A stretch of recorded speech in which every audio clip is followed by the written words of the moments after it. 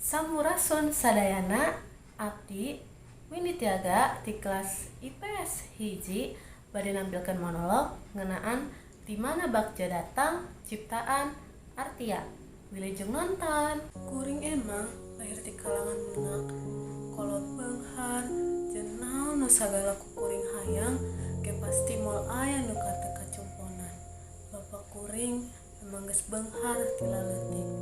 Ngan hanjakal pedah manehna ngarasa beunghar ngajadikeun manehna adigung, agul ku payung butut, adian ku kuda beureum. Eta pisan bapak kuring mah, tapi mangsa manehna geus kawin jeung boga budak. Si bapak kabang baneurkeun manehna ripuh pangolahna sorangan. Ayeuna kudu gawe unggal isuk nepi ka peuting.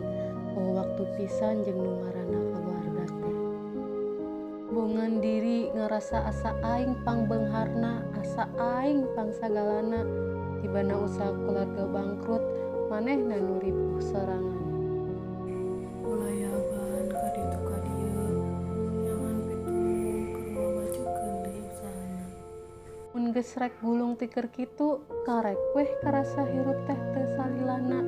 Bakal diluhur tuluy lamun geus kitu jadina. Si mamah mah unggal poe teh arisan we jeung arisan. Balanja ka ditu ka dieu, cenah mah pamoal anu gede.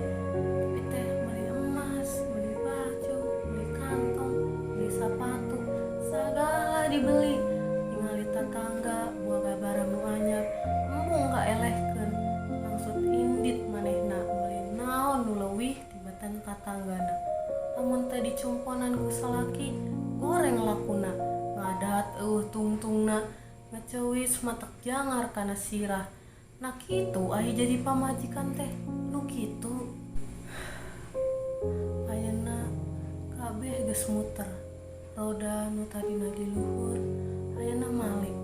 Kabeh kasusah, ujian teu eureun-eureun datang di keluarga. Usaha ti kolot cenah moal beak 7 turunan, ayeuna ngan saukur hutang nu ngajungjurigan.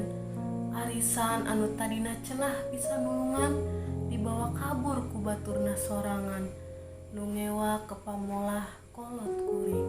Hirup kuring kumaha jadina? Dibere beunghar ge teu pernah ngarasa bagja ku kanyaah kolot. Komo ayeuna dibere ripuh. Hanya ieu teh mangrupa teguran ti Maha Kuasa. Tapi kunaon beti bere ripuh oge kalahkah ki balangsat. Hate kuring ngajerit, hate kuring ngajerit satarik-tarikna. Iraha kuring bisa praksikeun kabagjaan menjadi kolot. Urusan materi nu ku kuring dipikahayang, tapi ngan ukur hiji. Hiji Gusti.